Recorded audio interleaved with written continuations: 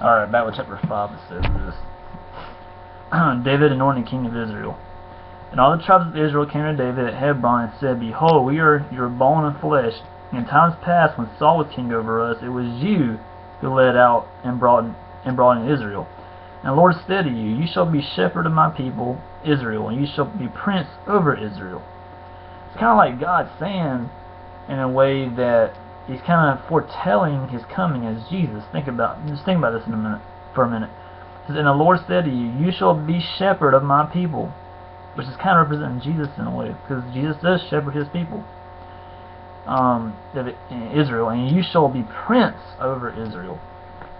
So of course, Jesus, who is God, is the prince or king over everything. So it's kind of like God is foretelling His coming as Jesus. It's pretty amazing. So all the elders of Israel came to the king at Hebron, and King David made a covenant with them at Hebron before the Lord, and they anointed David king over Israel. David was 30 years old when he began to reign, and he reigned 40 years.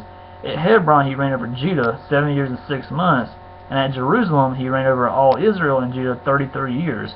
And the king and his men went to Jerusalem against the Jebusites, the inhabitants of the land, who said to David, You will not come in here, but the blind and the lame will ward you off, thinking, David cannot come in here. Nevertheless, David took the stronghold of Zion, or Jerusalem, that is the city of David.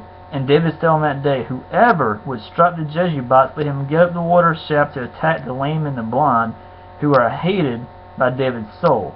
Therefore it is said, The blind and the lame shall not come into the house. And David lived in the stronghold and called it the city of David. And David built a city all around from the Millo inward. And David became greater and greater for the Lord, the God of hosts, who is of course Jesus.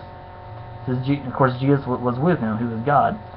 And Hiram, king of Tyre, which is like Lebanon in a way, sent messengers to David and cedar trees, also carpenters and masons, who built David a house.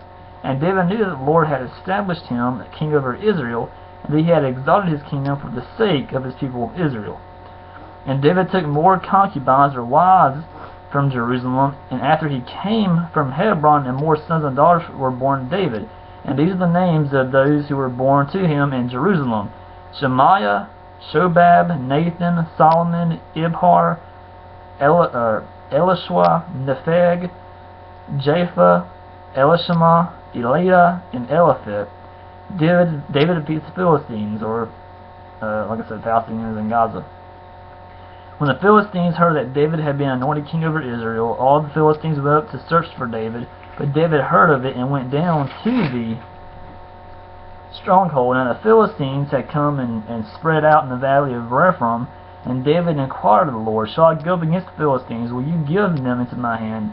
And the Lord said to David, Go up, for I will certainly give the Philistines into your hand. And David came to Baal Perazim, and David defeated them there. And he said, The Lord has burst through my enemies before me like a bursting flood. Therefore the name of that place is called Baal Perazim. And the Philistines left their idols, or their demons, from their demonic images there, and David and his men carried them away.